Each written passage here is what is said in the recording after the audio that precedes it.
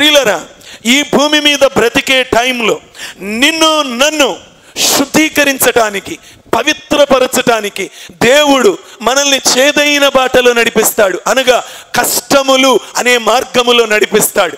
ఈ కష్టాలు రకరకాలుగా ఉంటాయి. ప్రియులరా, ఆరోగ్యంలో నలిగిపోతూ ఉంటాం.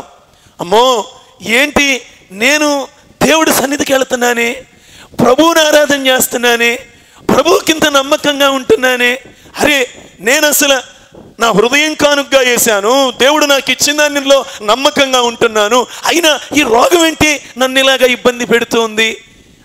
నలిగిపోతావు కదా. చాలాసార్లు వస్తుంది ఈ ఆలోచన, చాలాసార్లు వస్తుంది. ఆర్థికంగా ఏది ముట్టుకున్నా కరెంట్ షాకే, ఏది ముట్టుకున్నా నష్టం వస్తూ ఉంటుంది. ఎంత కష్టపడినా ఒక అడుగు ముందుకేస్తే 4 అడుగులు వెనక్కబడతా ఉంటుంది.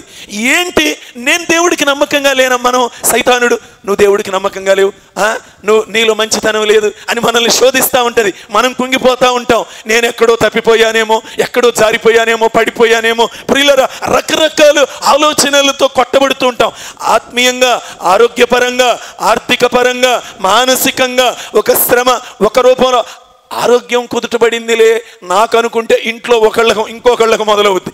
వాళ్ళకి తగ్గిందిలే అంటే ఇంకొక ఆర్థిక సమస్య మొదలైంది, అది తగ్గిందిలే అంటే ఇంకొక శోధన మొదలైంది ఎవరో ఒకళ్ళ ద్వారా. రకరకాలు ఈ కష్టాలు, ఈ చేదుబాటలు మనం బ్రతకాల్సిందే. ఇవన్నీ ఎందుకో తెలుసా? ఈ శ్రమలు, ఈ కష్టములు, నష్టములు, దుఃఖములు, ఈ శోధనలు, వీటి ద్వారా దేవుడు మనలను పవిత్రపరుస్తారు, శుద్ధీకరిస్తారు. ఎప్పుడు రాని మాటలు ఎప్పుడు వస్తాయో తెలుసా? కష్టాల్లో ఉన్నప్పుడు వస్తాయి. అయ్యా అయ్యా ఎక్కడన్నా బాధ పెట్టానయ్యా, అయ్యా ఎక్కడన్నా తప్పిపోయానయ్యా, అయ్యా నాకు ఒక తరుణమే అయ్యా, మీకు నమ్మకంగా బ్రతుకుతానయ్యా, ఇంకెప్పుడు ఈ తప్పు చేయనయ్యా. ఎప్పుడంటాం? అంత తగ్గించుకొని, అంత సమృద్ధిగా ఉన్నప్పుడు గుండి ఇప్పదేస్తాం, పైగుండి ఇప్పదేస్తాం. అప్పుడు దేనత్వం రాదు, అప్పుడు విరిగి నలిగిన మనసు రాదు, అప్పుడు మెత్తబడం. ఖచ్చితంగా కఠినత్వం మనలో ఉంటుంది. అందుకే దేవుడు ఏం చేస్తాడో తెలుసా?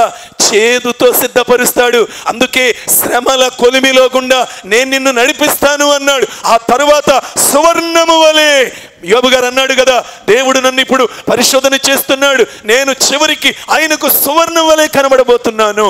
ఎస్ ప్రియులరా, ఆయన మనలను శ్రమల కొలిమిలో గుండా తీసుకుని వెళతాడు. ఎందుకంటే మనలను శుద్ధీకరించటానికి. ప్రియులరా,